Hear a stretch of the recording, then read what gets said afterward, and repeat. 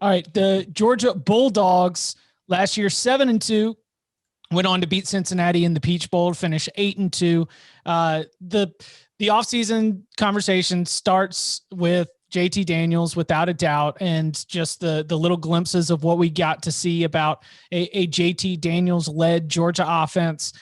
George Pickens, the talent has been there, and I would say that the production per game feels like it hasn't really clicked yet, but that at any moment there could be a huge leap, and the quarterback production obviously goes hand in hand with some of that. Elsewhere at wide receiver, you got Jermaine Burton and might get Dominique Blaylock back from injury, though I'm not sure if that would be this spring. Up front, offensive line coach Matt Luke is going to be doing some mixing and matching. I'm really excited to, get the little bit of nuggets. I joked about Virginia football, how it's hard to get information during spring practice because we're so obsessed with basketball and lacrosse, and we've got everything else going on. Now, Georgia, they haven't started yet. Yeah, it'll be like they don't start for like another month. I think Georgia Bulldogs will give you everything. You got practice notes all over the place about who's playing with who, mixing and matching. They lose Trey Hill and Ben Cleveland, return 3 offensive line starters, but I do think that there's going to be some shifting there. They should be good. I mean, they've been recruiting there really well. Speaking of talent up front, they're still sick. Jordan Davis, Jalen Carter, Julian Rochester, Javon Walker, Devontae Wyatt, but in the secondary, things are starting to get a little thin. I think that one of our favorite X's and O's terms of the Cover 3 podcast of 2021, umbrella coverage, but I believe you hearkened to umbrella coverage when talking about the Georgia Bulldogs recently. But we've got to figure out who's going to step in for some big time losses that the Bulldogs took there. So the JT Daniels led Georgia Bulldogs, Georgia, Florida, everybody else. What is most interesting to you? What do you think we can learn about Georgia this spring? I don't know if there's a ton we can learn. I think that going into the spring and then going into the fall, this is a team that, like Danny was saying, there's 2 teams in the East you're going to pick to win the division this year. It's Georgia or Florida. And I understand, like, if you look at Georgia, JT Daniels, like you said, Chip, obviously the headliner, the thing you want to pay attention to. They didn't lose a game once he became the starter. Granted, the competition for 3 of those games wasn't much, but they beat a good Cincinnati team in the bowl game. It's the concern is on the defensive side of the ball where they lose so much, but it's kind of like what we were just talking about with Florida and Dan Mullen, where they lose a ton on offense. It's like, well, when Dan Mullen's your coach, you're not that concerned about Florida's ability to figure out a way to score points.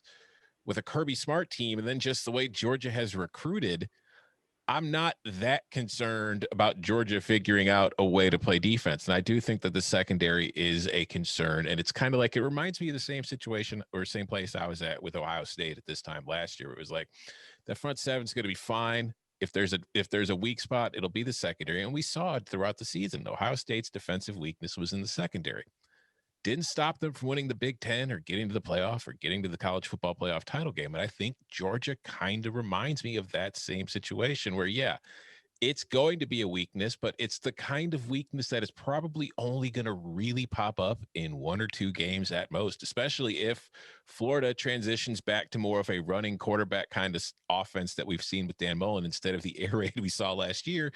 Then I think Georgia matches up better with them in 2021 than they would have against the 2020 Florida offense. So Alabama again becomes that, that roadblock. Can you get past them to win the SEC and get to the playoffs? So that is a concern. But as far as what we can learn this fall, I don't think there's a lot. I think it's just going to be a lot of competition. I think a lot of guys are going to be maybe getting a foot in the door or maybe, taking a little bit of a head start at winning some jobs. So I think that is the most interesting part to follow.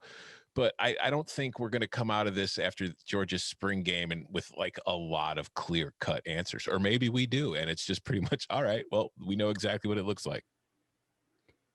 I'm just so excited to see their play action game this year. I mean, like there is some mixing and matching on the offensive line, but I think finally it's like mixing and matching as a result of having a decent number of options. Yeah. No, as I was like looking around for research, it was a mixing and matching with like we're excited to move some people around to put them into more natural positions. Yeah, they had to play Jamar Salyer outside last year.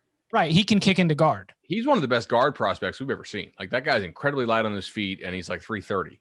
So that's just not like, I think it really says something about his ability that he was able to play tackle for them in a pinch last year and did it admirably. But now you put him inside.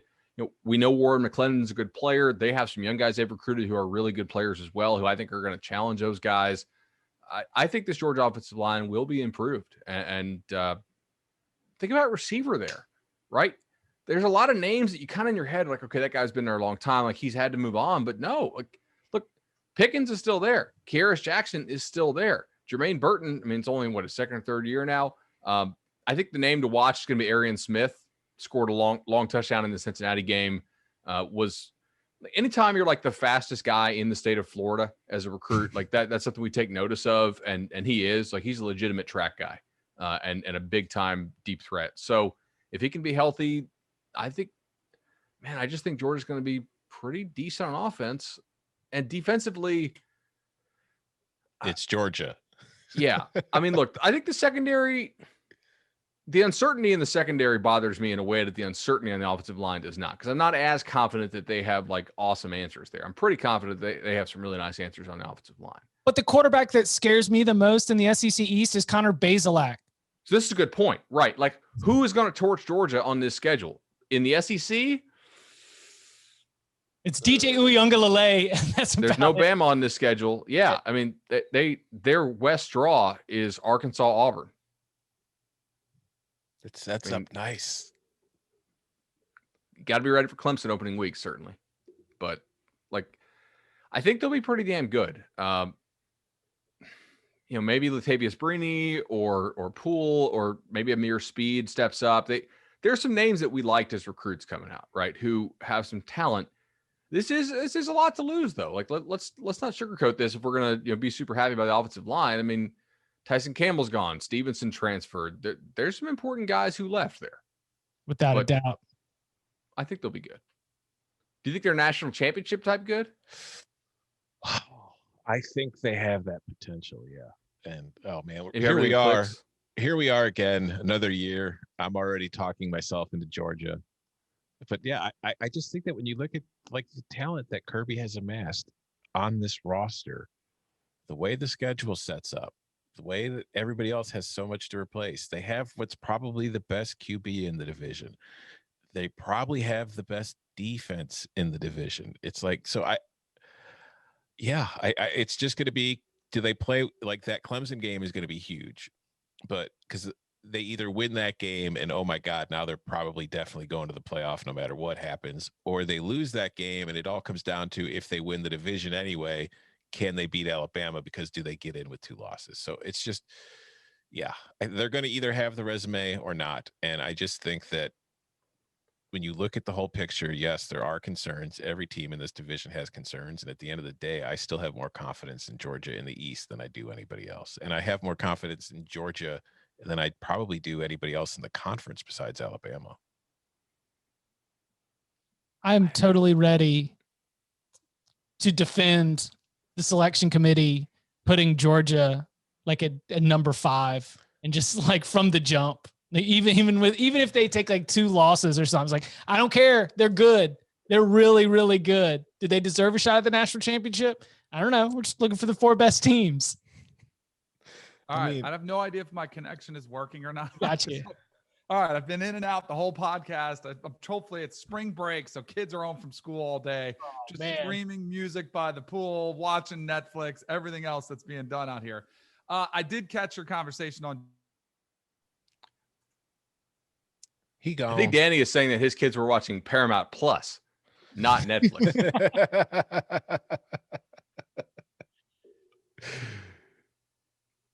Paramount Plus has everything you could want as a parent and as a family. Shows for all kinds. It does. It's a mountain of entertainment. Mm-hmm. All right, Danny. Got us? Oh, sad day. Oh, man, while Danny works on this, Cover 3 listeners, we want to tell you what our friends at Sportsline are up to during bracket week. Get every pick, every play, every upset, and fill out your bracket with the help of some of the best sports data analysts in the game. Visit Sportsline now to see which teams will make or break your bracket and see who cuts down the nets. All from a model that beat nearly 90% of brackets last tournament, which was 2 years ago, 1 year after finishing in the top 5%. Again, sportsline.com.